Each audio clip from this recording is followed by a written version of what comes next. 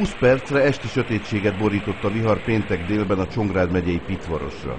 Az orkánerejű szél fákat döntött ki, betonvillanyoszlopokat tört ketté és fóliasátrakat tépett szét. Látod is? Ezért dolgoztunk fél évig. Teljes pusztítás. A Piti család háztáji gazdaságában minden tönkrement. A diónagyságú jég lyukat ütött a paprikában, elverte a paradicsomot és a gyümölcsöt. Hát igaz, hogy el voltunk bújva, de folyosóról láttuk, hogy mi történik, és ami utána várt bennünket, hát azt szóval ki nem lehet mondani, síralom volt. Azok a pingponglabda nagyságú jegek, meg a szobánkba ömlött a víz, a fél évi munkánk az fél óra alatt az totál káros lett. Makó és Csanád-Alberti között több ezer hektáron a földdel vált egyenlővé a termés.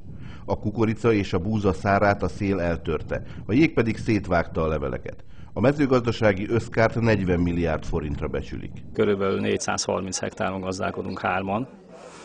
Teljes területünket elverte a jég, ennek 2/3 100%-osan.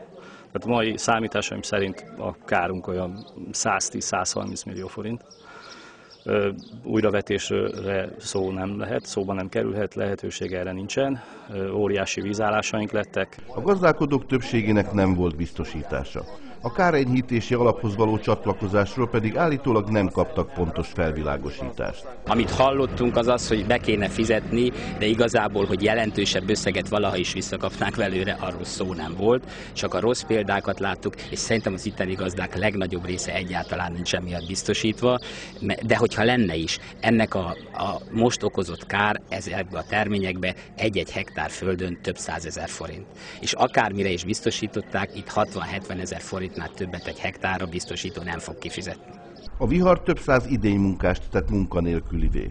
Hogyha itt 8 jó év állna a termelők mögött, és volna tartalék, akkor nem volna ekkora a katasztrófa. Az a probléma, hogy a kivéreztetett termelők nem tudnak mihöz nyúlni. Nincs egy fillér tartaléka senkinek, mert máról tegnapra éltek, ezt úgy szoktuk mondani. Tehát egy lehetetlen gazdasági helyzetbe érte ez a természeti katasztrófa, ezt a 7-es választókerületet Csongrád megyében. A térség országgyűlési képviselői a kormány segítségét kérik abban, hogy a termelők gyorsított eljárásban férhessenek hozzá az uniós kárenyhítéshez.